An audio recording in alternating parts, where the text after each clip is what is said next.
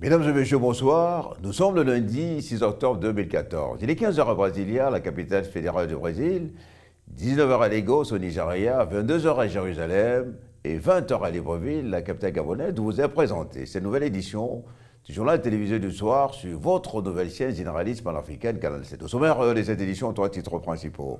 En Somalie, l'armée nationale et les forces de l'Union africaine ont repris Baraoué, une ville côtière dont le port servait à l'exportation du charbon de bois vers les pays du Golfe. Plateforme cruciale pour les finances des miliciens Shebab qui avaient fait allégeance à Al-Qaïda. À Sierra Leone, la situation sanitaire ne s'améliore pas. Ebola continue de se propager.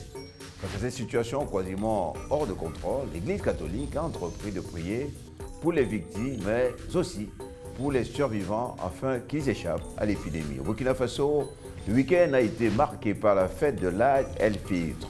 La communauté musulmane s'est retrouvée pour célébrer le sacrifice d'Ibrahim dans le calme et la paix. Nous le verrons avec nos compagnons à Ouagadougou, la capitale de ce pays.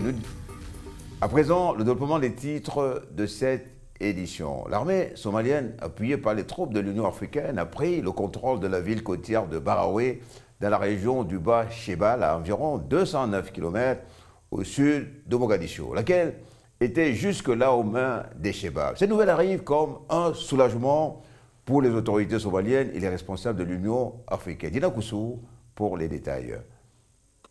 La ville côtière de Baraoué, cruciale pour le financement des Shebab et dernier port d'importance encore entre leurs mains, a été reprise dimanche par les troupes somaliennes et celles de l'Union africaine.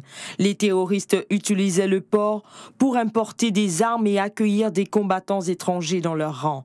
Pour les forces de l'ordre, la reprise de ce port est une avancée considérable vers la stabilité dans cette partie du pays. C'est un port très important. D'abord, ça fait rentrer beaucoup de devises pour le pays. Comme ça, avec ces rentrées, le pays pourra construire des écoles, rétablir les routes, construire des hôpitaux.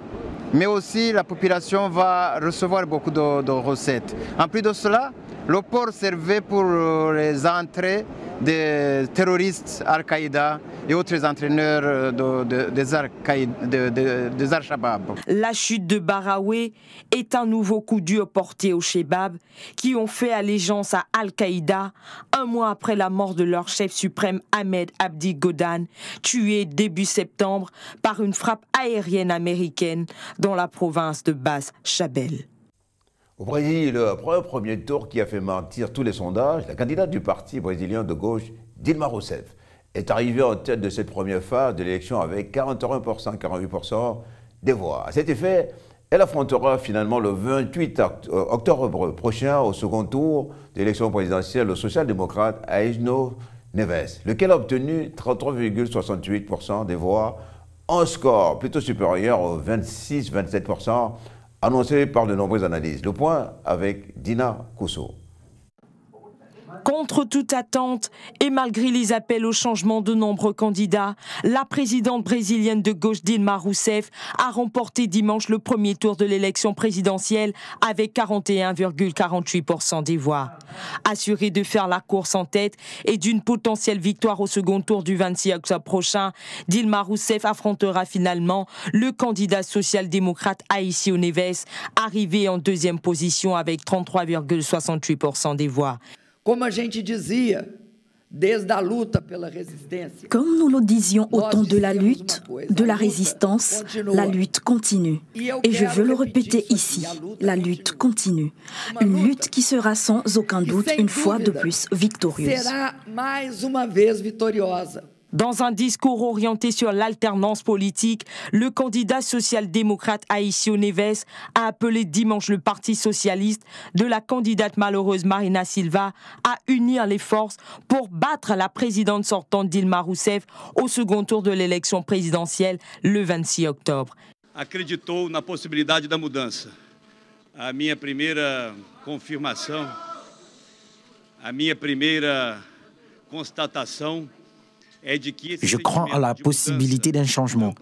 Mon premier constat, c'est que ce sentiment de changement est présent dans tout le Brésil et qu'il a été victorieux au premier tour. Ma candidature n'est pas celle d'un parti, mais celle d'une coalition. Elle a un sens bien plus large pour tous les Brésiliens qui ont la capacité de s'indigner, mais aussi de rêver. Précisons que c'est un second tour sous forme d'un bras de fer entre la droite et la gauche. Et en attendant cette deuxième phase de l'élection présidentielle, les deux candidats ont 3 semaines pour convaincre leurs électeurs. En Afrique du Sud, le procès de l'affaire dite du meurtre de la lune de miel a débuté au Cap. À la barre, Sharon Dewani, un homme d'affaires britannique de 34 ans, qui aurait commandité le meurtre de sa femme en 2010 dans un township de cette ville. Extradé par son pays vers l'Afrique du Sud en avril dernier, Sharon Dewani aura affronté une justice sud-africaine qui lui reproche d'avoir entaché l'image de ce pays. Reportage de Sampero Mba. Le procès de Sharon Dewani a débuté ce lundi dans la ville du Cap, en Afrique du Sud. L'homme d'affaires britannique de 34 ans doit être jugé pour le meurtre de son épouse, Anne Ondosha, le 14 novembre 2010. Les familles de Sharon Dewani et d'Anne Ondosha sont arrivées au Cap, la première avec un certain soulagement puisqu'elle attend que la justice établisse définitivement les responsabilités de son ancien beau-fils. La seconde avec une certaine appréhension car leur fils et frère est accusé de complot en vue de commettre un enlèvement, de vol aggravé, de meurtre et d'obstruction du cours de la justice. Vinod Ondosha, le père de la victime, a déclaré devant la presse sa détermination à comprendre ce qui s'est passé avant de réaffirmer sa confiance devant la justice sud-africaine qui lui donne l'occasion de connaître enfin la vérité.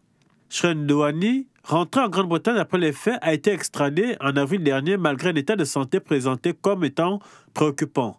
Ce procès est très attendu par les Sud-Africains qui accusent Sharon Dewani d'avoir utilisé la réputation de leur pays pour se disculper. En effet, l'image de l'Afrique du Sud est de plus en plus brouillée par la forte criminalité qui y prévaut.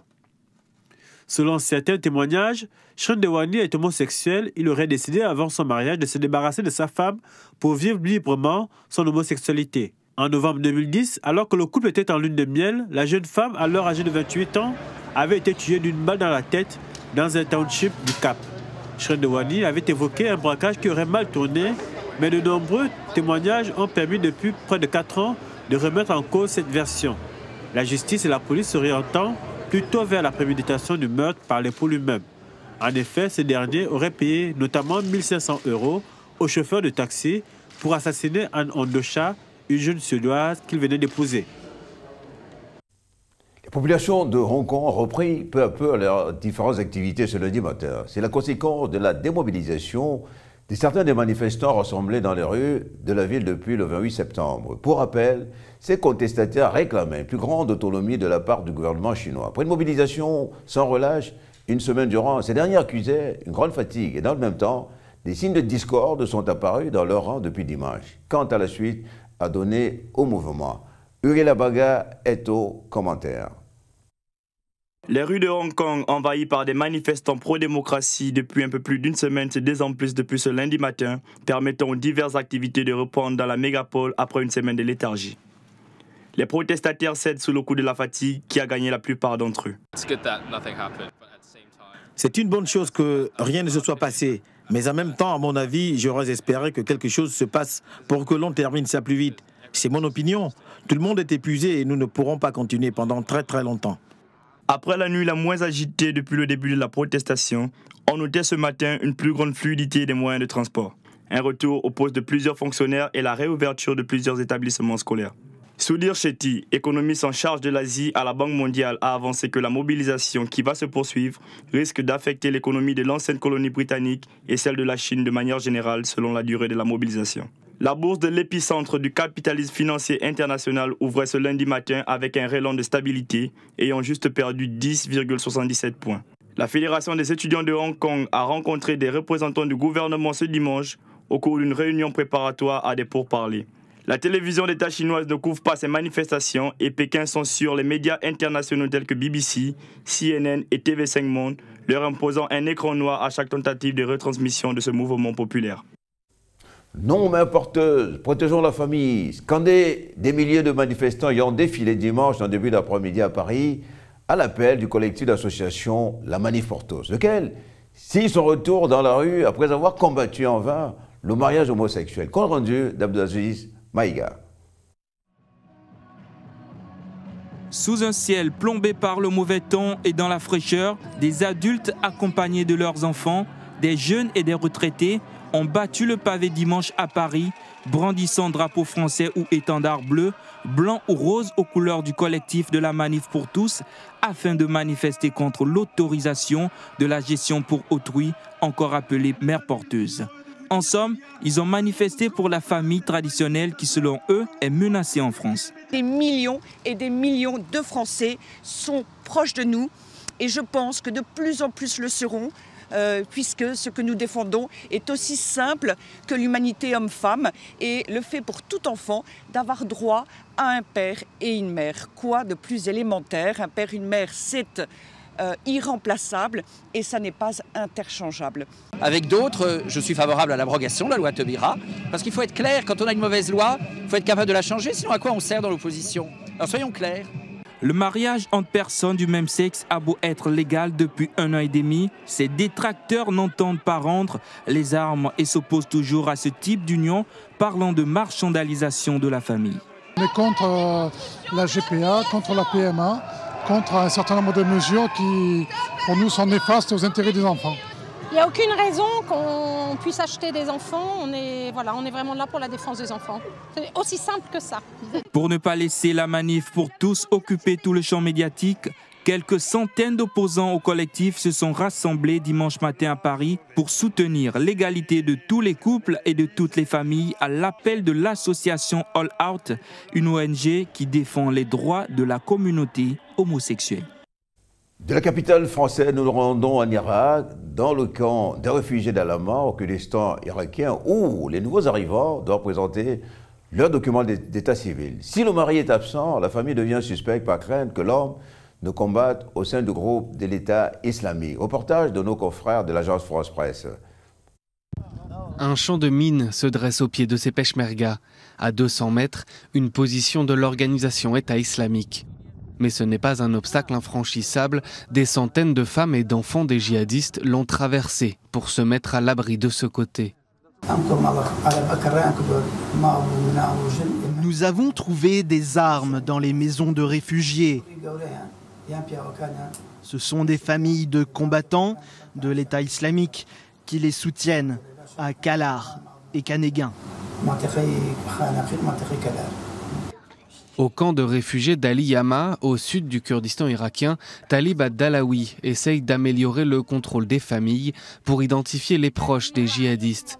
Il leur demande par exemple de se présenter avec leur mari pour une réunion et les femmes qui ne peuvent expliquer l'absence de leur époux peuvent être expulsées du camp avec leurs enfants.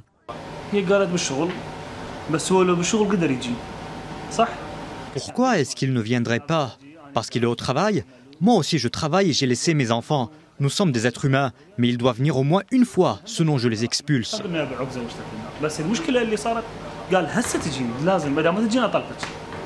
En retournant à leur base, ces combattants s'arrêtent pour examiner les restes d'un véhicule qui transportait 4 peshmergas. Ils assurent que c'est une mine posée pendant la nuit par les résidents d'un camp qui a fait sauter ce pick-up. Un climat de suspicion. Sur le front, les combattants ont peur que des éléments ennemis se faufilent entre leurs lignes.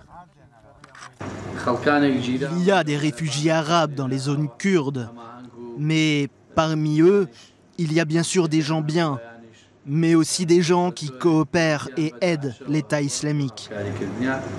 Au 4e mois de la guerre, les camps de réfugiés continuent de se remplir chaque jour et loger les familles des 2 camps reste un défi quotidien. De l'Irak, nous rendons actuellement au Mexique pour une affaire pour le moins sordide. Grâce au témoignage de centaines, de 30 personnes arrêtées dans l'affaire des 43 étudiants disparus fin septembre, 21 dépouilles ont été exhumées de faux samedi près de la localité de Pueblo Viejo, dans une zone montagneuse. Par ailleurs, 2 membres présumés d'un gang criminel ont avoué avoir tué 17 d'entre eux. Abdelaziz Maïga pour les détails. Après l'exhumation de près de 30 corps samedi, le doute sur le sort des 43 étudiants mexicains disparus à Iguala s'est dissipé dimanche soir quand 2 membres présumés d'un gang criminel ont avoué avoir tué 17 d'entre eux selon Inaki Blanco, procureur de l'État de Guerrero.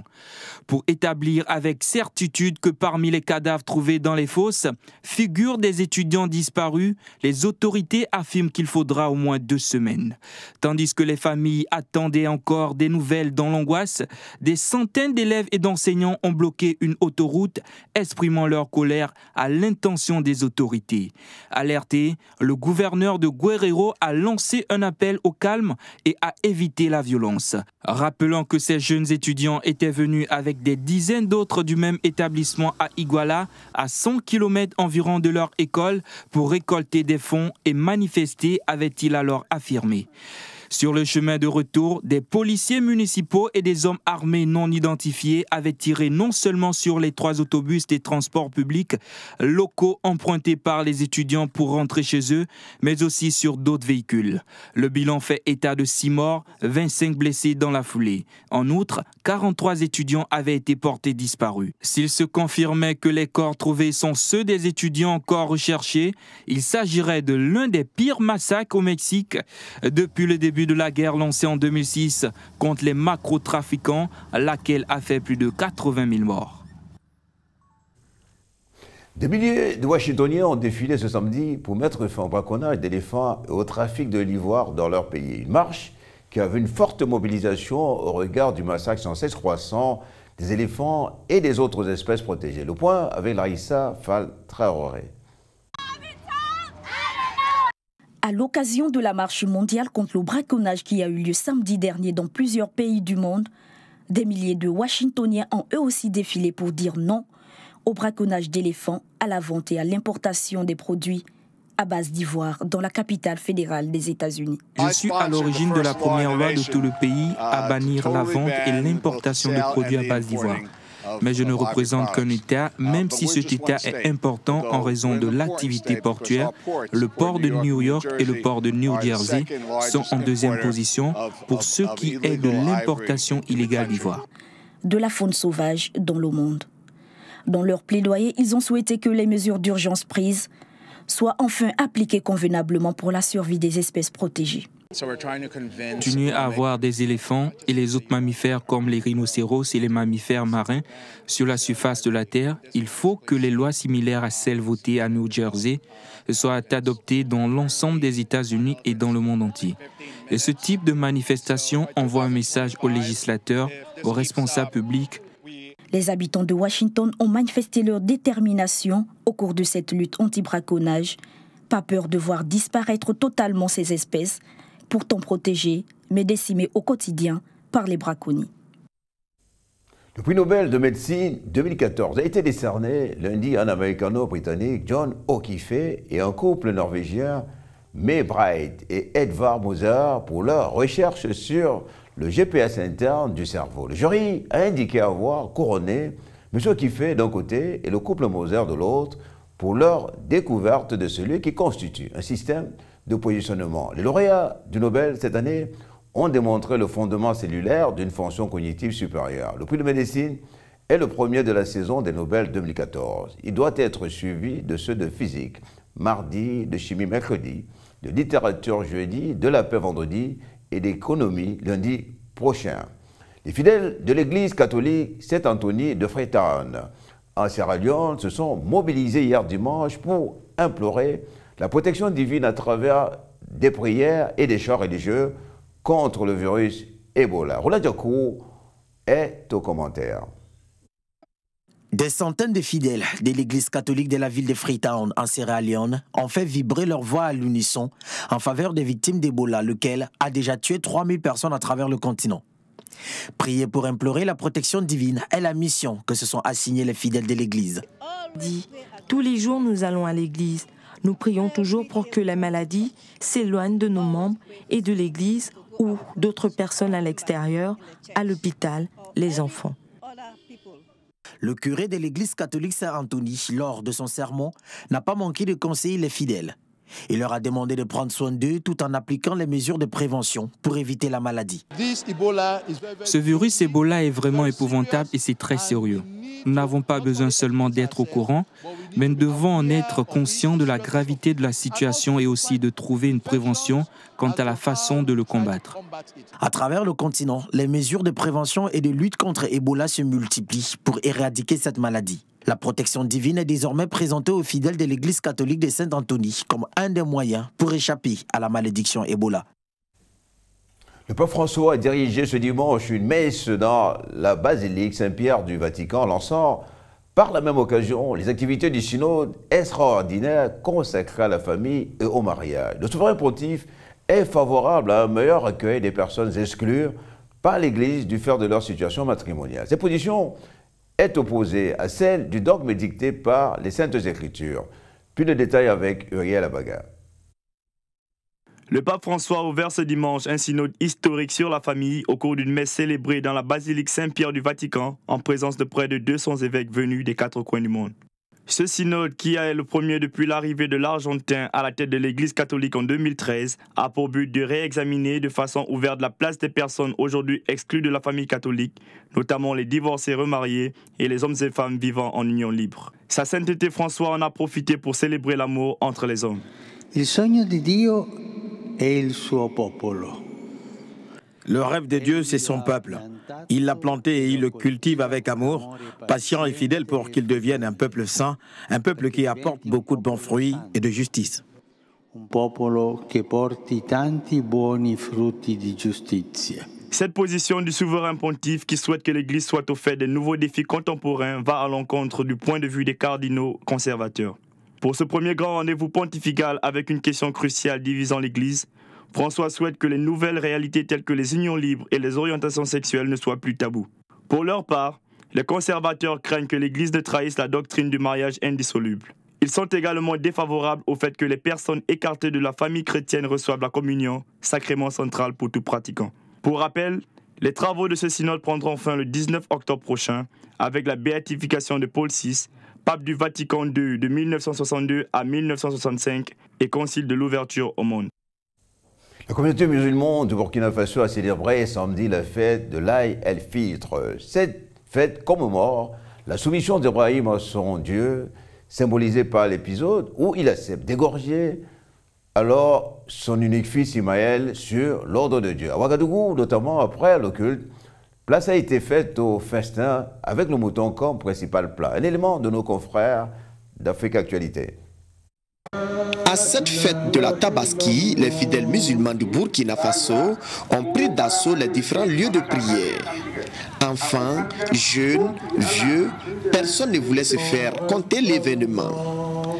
Vêtus de leurs plus beaux habits, ils sont venus renouveler leur foi et leur soumission à Allah. Il s'agit de sacrifier pour nous un mouton pour montrer que tout ce que nous possédons, nous aimons plus Dieu plus que cela. Donc nous acceptons céder ça pour chercher l'amour de Dieu. Ibrahim a montré à Dieu qu'il avait un fils qu'il aimait beaucoup, mais il aimait encore Dieu plus que son fils en acceptant de sacrifier son fils pour montrer sa soumission à Allah. 2015 est une année électorale au pays des hommes intègres. Et les fidèles musulmans ont, à l'occasion de cette fête, imploré Dieu pour que tout se déroule dans la paix et la cohésion sociale. Il y a eu des bénédictions, il y a eu des prières pour vraiment que le Burkina perdure dans la paix. Et c'est ce que nous recherchons actuellement. Comme à chaque fête musulmane, la communauté chrétienne et les autorités politiques sont venus assister leurs frères. C'est le message de paix, de solidarité, d'amitié, de fraternité, d'humanité qui se dégage à travers cette grande fête que toutes les trois grandes religions connaissent, le judaïsme, le christianisme et l'islam. Bonne fête à tous les musulmans, tous les fidèles musulmans de la région de Haut-Bassin. Et que la grande fête, la grande prière qui a été élevée vers Dieu soit exaucée pour le bonheur de nos populations. En rappel, la Tabaski est selon le Saint-Coran une fête commémorative de la soumission à Allah du patriarche Abraham qui était prêt à sacrifier son fils Ismaël sur son ordre.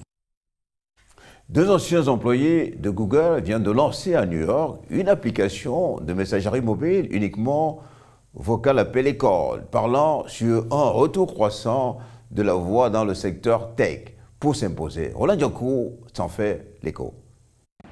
Hey Jeffrey, hope you're having a great day. I love you. Une autre innovation dans le monde du high-tech pour les aficionados de nouvelles technologies. C'est celle de Core, la nouvelle manière d'envoyer des SMS vocaux, un pari pour le retour de la voix. Après avoir levé plus de 1,8 million de dollars, soit environ 810 millions de francs CFA, les deux ex-employés de Google, Thomas Gaynor et Jeff Baxter, disent avoir créé quelque chose de différent. On a vu plein de services de messagerie très solides ces 2 dernières années et il y a maintenant de la voix sur iOS et sur Hangout de Google et WeChat ou WhatsApp, tous ces services qui ont plein d'options. Cela limite les possibilités de ce qu'il peut faire avec la voix en optimisant l'expérience et Cord est très différent. Cette application qui a été mise sur pied dans un quartier de Brooklyn, dans l'État de New York, est une autre façon de communiquer par messagerie. Ce process, fait pour la voix, permet d'envoyer des SMS vocaux en un seul clic à une personne ou plusieurs. Cette innovation permettra à la voix de ne plus être relayée au second plan dans l'univers du high-tech. Nous voulons juste créer quelque chose autour de la voix et de la voix simplement parce que ça nous aide à créer quelque chose de très simple, vraiment fait pour la voix. Ne faire la voix que comme une offre secondaire au sein d'une application de messagerie ne marche pas. Parce que ça nécessite et ça exige des choix de design et d'interface assez drastiques que nous avons pris avec Core. Plus de texte ni de chiffres sur cette messagerie. Seuls sont visibles les visages de contacts favoris, placés chacun dans un cercle sur lequel il suffit d'appuyer une fois pour écouter un message et plus longuement pour répondre. L'application, disponible sur l'App Store d'Apple depuis septembre dernier et bientôt sur Android de Google, permet d'envoyer un message vocal de 12 secondes maximum en un seul clic.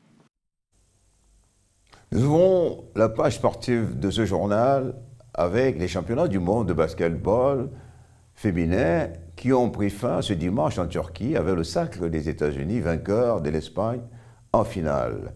Les Américaines remportent ainsi un 3e trophée d'affilée. Maodo Niang s'en fait l'écho.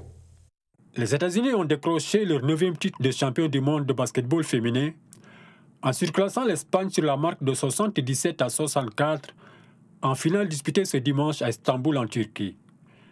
Dominatrice de 3 des 4 quarts-temps, 28-17, 20-12, 16-10, les Américaines sont venues à bout d'une Espagne accrocheuse qui tenait à justifier son rang de championne d'Europe en titre. Déjà championne olympique à Londres en 2012 face à l'Espagne, les Américaines qui ont remporté les 5 dernières médailles d'or olympiques et leur 9e trophée mondial confirment encore une fois leur suprématie sur le basketball féminin. Toujours en page sportive, nous ouvrons pas une triste nouvelle. Le Français Jules Bianchi a été victime d'un terrible accident dimanche lors du Grand Prix du Japon disputé à Suzuka. Transporté à l'hôpital inconscient, il a été opéré d'urgence pour réduire un hématome à la tête. À 23 heures locales, l'intervention était terminée, mais l'hôpital de Millet ainsi que le père du jeune pilote ont laissé entendre qu'il faudrait patienter au moins 24 heures pour que l'on en sache beaucoup plus. L'établissement hospitalier a annoncé en début d'après-midi que le pilote est dans un état grave. L'écurie de Formule 1, Marussia, a demandé patience et compréhension dans un communiqué diffusé lundi. Nous clôturons donc cette édition d'information par cette note sportive. À présent, le rappel des titres de cette édition. En Somalie, l'armée nationale et les forces de l'Union africaine ont repris Baraoué, une ville côtière dont le port servait à l'exportation du charbon de bois vers les pays du Golfe. Plateforme cruciale pour les finances des miliciens Chebab qui avaient fait allégeance à Al-Qaïda. En Sierra Leone, la situation sanitaire ne s'améliore pas. Ebola continue de se propager. Face à cette situation quasiment incontrôlable, l'Église catholique a entrepris de prier pour les victimes, mais aussi pour les survivants, afin qu'ils échappent à l'épidémie. Au Burkina Faso, le week-end a été marqué par la fête de l'Aïd el-Fitr. La communauté musulmane s'est retrouvée pour célébrer le sacrifice d'Ibrahim dans le calme et la paix. Nous l'avons vu avec nos correspondants à Ouagadougou, la capitale de ce pays. Mesdames et messieurs, au nom de toute la rédaction et de toute l'équipe technique, je vous remercie d'avoir été aussi nombreux à suivre notre journal du soir. Tout en vous souhaitant de passer une agréable soirée, nous vous donnons rendez-vous demain soir à la même heure. Au revoir et à très bientôt.